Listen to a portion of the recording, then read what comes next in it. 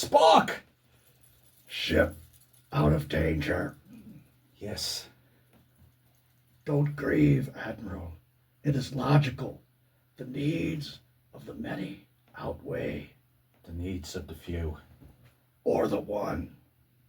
I have been and always shall be your friend, Jim. Spock! Live long and prosper. No! Can!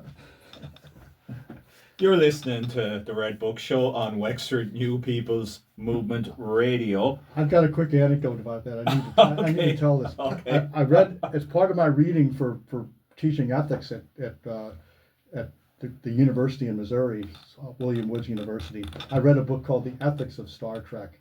It was fascinating and applied it in my class because the Vulcans, for example, use this wonderful combination of virtue ethics and utilitarianism. So here he was putting a new twist on utilitarianism by adding the or, the one. It's just brilliant. But I used to do that scene myself in my class every semester. The students got a kick out of it. Brilliant. Yeah. Brilliant. So we are back here in the Bunker Studio in Red Books, and we're joined now by our special guest, Phil Hughes. Phil is the founder of Perched Crow Press, author of 30 plus books. How many, Phil? 31. 31 Oh, books. that's amazing. And as he said before, a professional editor in another life. He writes gritty Mediterranean noir historical crime and epic fantasy. Yes, and historical fiction. Historical fiction, and he is also a big part of Other Worlds, the inaugural Other Worlds Science Fiction Festival, taking part in Wexford Town this week. So we're going to do a full interview with you in just a few moments, Phil, and you can tell us about your writing, but also about your life. But first of all, as we said, you are part of this festival, as is Steve. So maybe we might run through some of the events taking place this weekend. Yeah. And it all kicks off on Thursday night with a special screening by the Wexford Retro Movie Club in Wexford Arts Centre of the Never-ending story. The Never Ending Story. Yeah. That's right. And that is going to be there for that. You're going to be there. Yeah. That's one of your old favourites. Yeah, it's one of my favorites. Yeah. And that's kicking off at Well, I had to go 7:30 p.m. I think. 7:30. Yeah. And there's still some tickets available. Doors open at 7. Doors open at 7. That's it.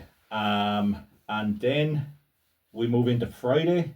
So Friday evening at 6 p.m. in the Arts Centre, we have the world premiere of a new horror film by the Kennys. Yeah. That's a free event, right?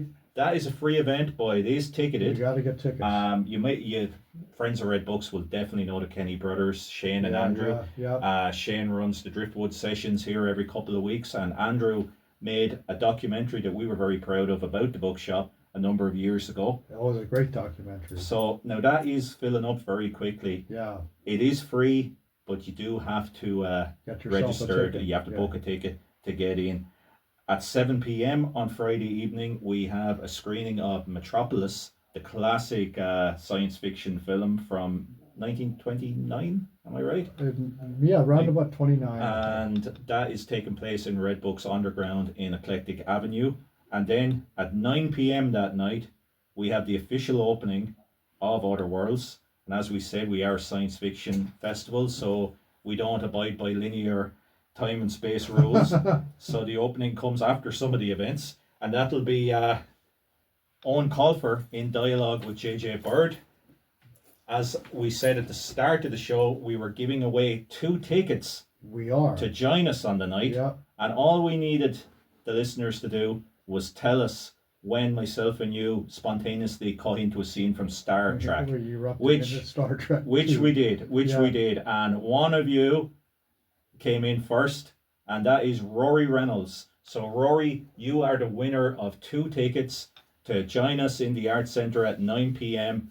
this coming Friday night for the official launch of Other Worlds.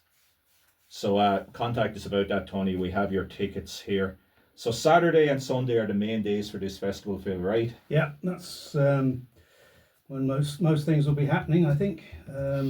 You're running a panel, I'm running a panel on world building. and that's noon on Saturday. That's at noon on Saturday in Eclectic Avenue. So come along and meet us face to face and learn how it works for me anyway. Yeah. Not that it's the same as everybody else's method, but No, we're looking forward to that. And at the same time in Wexford Library, we will have the Advent of Dystopia, and that is you, Steve. I'm presenting that. It's the subtitle is called Thorsten Veblen and Titanic, a metaphorical excursion, and I'm going to present propose the idea that this was the very beginning of dystopia, this real world event, the sinking of Titanic. Brilliant. And 1 p.m. we have 2 panels over the weekend from our friends at Temple Dark Books, a very, very important publishing outfit in Dublin that specialise in fantasy, horror and science fiction. So they will be joining us at 1 p.m. for an introduction to Temple Dark Books panel. That's taking place in Eclectic Avenue as well. At 2 p.m. straight after that, we will have an artist panel that would consist of Ben Hennessy, Paul Bulger and Ed Doyle, 3 brilliant graphic artists. So that's going to be really, really interesting. We will have the final of a writing competition taking place in Wexford Library at 2:30 p.m.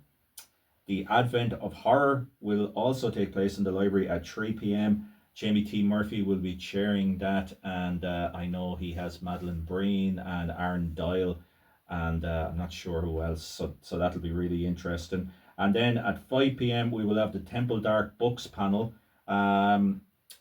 Building Other Worlds. So that's going to feature 4 authors. Ronald, of course, who set up Temple Dark Books, Tom O'Connell, Gary J. Martin and Daniel Wade. So that will be brilliant, and there'll be questions and answers there as well. We will have our horror literature panel at 6 p.m. That will be Stuart Neville and Tina Callahan. I know a lot of people are looking forward to that. And then immediately after that, we're going to launch Volume 3 of Tales from Beyond. So stories of science fiction, fantasy and horror, which is published by Redbooks Press with Steve Barnes as editor. At 7:30 p.m. we have an in-character film night, Night of the Living Dead, with Lydia Lionheart and Gulia Roberts. And then there'll be a screening of House on Haunted Hill by our friends at Creature Features that at 9 p.m. that night. Into Sunday, we have Mike Bennett at noon on Sunday with The Dark Universe of Underwood and Flinch. Mike is now living in Rosslare, a big name, been podcasting before most. I think he's at for 15 years now something. Yeah. And I know Underwood and Flinch is very, very close to being snapped up. A lot of big names have been looking at it. So you may see it on Prime or Netflix or even the BBC one of these days very soon. So that's on at noon in Eclectic Avenue. Followed by Ireland as a Setting for Science Fiction panel at 1 p.m. We will have the history of Wexford genre fiction with Paul Byrne. It's actually called Wexverse, and all the connections the Wexford connections to science fiction, fantasy, horror and graphic novels. That's taking place in Redbooks Underground at 2 p.m. We will have Fantasy and the Age of AI panel at 3 p.m. Our cosplay competition will be taking place at 4 p.m. The final of our short film competition will be on in Redbooks Underground at 5 p.m. on Sunday. And then to finish everything off, Creature Features are going to have a very special screening of Gamera versus Guron in Redbooks Underground at 6 p.m. I butchered the pronunciation of that. So there you go. A packed weekend, and we're really looking forward to it. Yeah. So Phil Hughes, welcome Thank to you. the Red Book Show.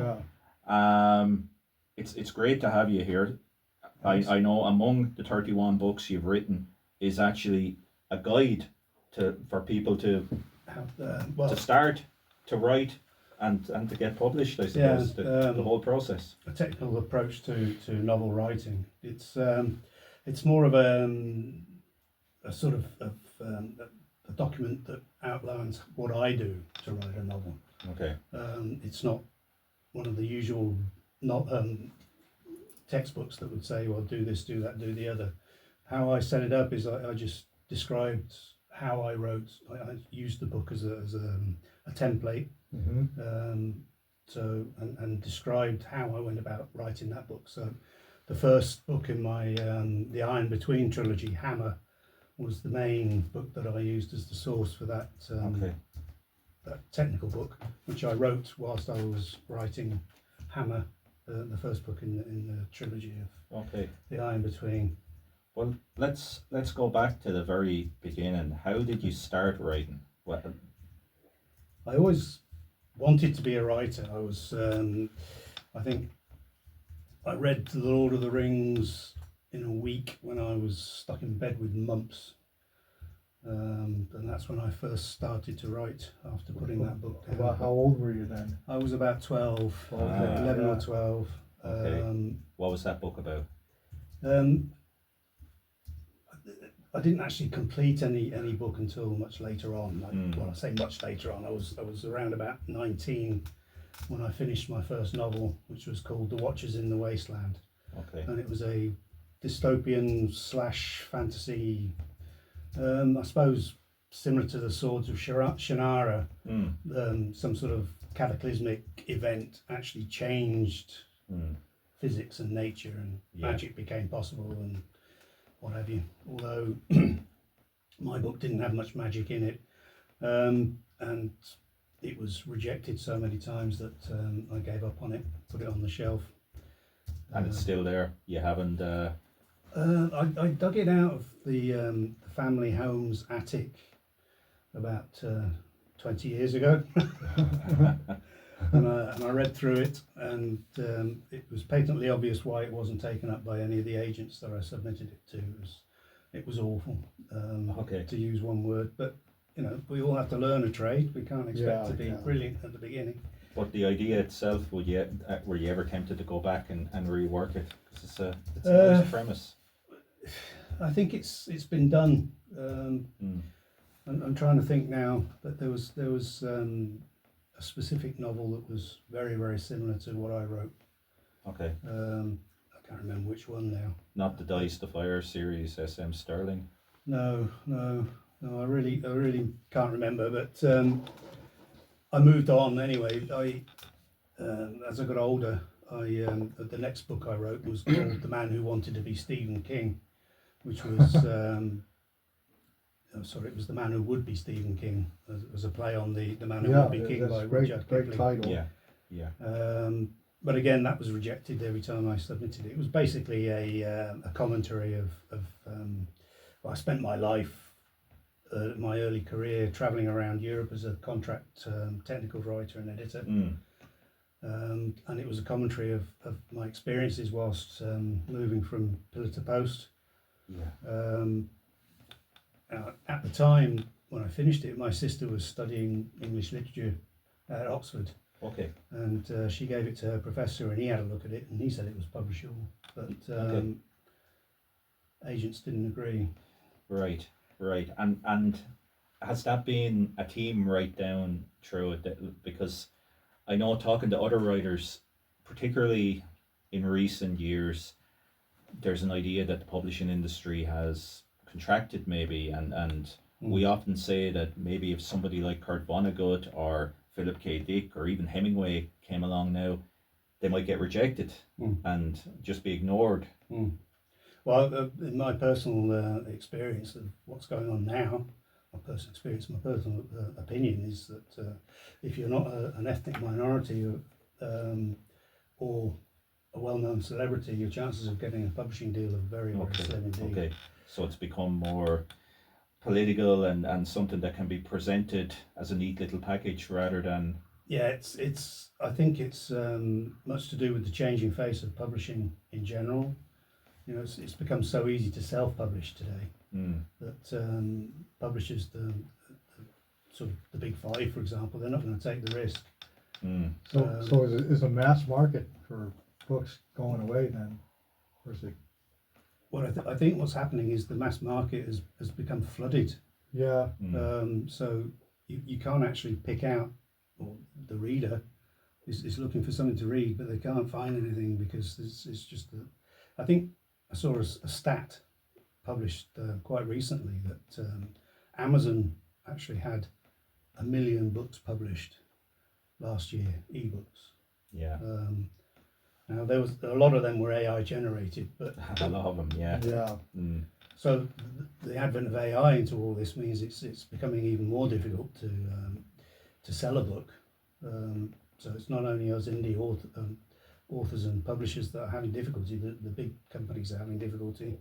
So they'll only give a deal to somebody who's already famous or has already got a huge readership. How do you feel about the idea with the flood of AI generated nonsense out there now? The idea of an author label, like the RBS label, to distinguish a novel as being completely free of AI. Now I know it's very, very difficult, and AI is getting more advanced all the time and is able to trick even the top publishers into believing that it's authentic work. Yeah, I think it's going to be up to legislative bodies to force companies like Amazon to be transparent. Yeah. You know, when you publish a book on Amazon, there's a checkbox box that says, "Have you used AI in any of the production process of this book? Editing, graphics, translation, anything like that? You have to declare it." But they don't publish that declaration. Yeah. So or if they do publish that declaration, then nobody's admitting that they're using AI. Because when you go up onto the Amazon website to buy a book, there's no indication as to whether it's been AI generated or not. I have a logo on all my books that says written by human intelligence. Yeah. So it's Yeah. HI instead of AI. Good, good. Yeah. Well, it's interesting because obviously there's been a problem with the mass publishing industry for many years now, even before AI technology came online. Do you think that maybe in a strange kind of a way AI could benefit writers? It might be the final nail in the coffin, which will show the public's desire for authenticity, because I think the public are desperate for something authentic, something real, and maybe they just haven't been presented with it. Because you mentioned those mass-produced books. Every Christmas we get celebrities bringing out books that are obviously ghostwritten, and it's the same book every year, just with a different name on it. And we get these. James Patterson is a great example of it. James Patterson's this Christmas he's going to write a book with Bill Clinton. Next year he's going to write one with Hillary. He's going to write one with Dolly Parton, and there's other people writing them all. Stephen King's doing it as well. Yeah, that's sad to hear that King is cashing in on that. Yeah, I don't know. It's a difficult one to answer, really. Yeah. It could go the other way. It could actually destroy the industry of books. Well, let's hope that doesn't happen. Let's start talking about some of your books, because you're known for many different genres. Your crime books, they're all set around the Mediterranean, and you lived there. Naples, yeah. Yeah. So tell us how that was inspired. Well, I lived in Naples I keep saying I lived there for 16 years, but it's not true. I lived there for 13 years, but I lived for a total of 16 years in the Mediterranean environment. So 3 years in Cyprus as well.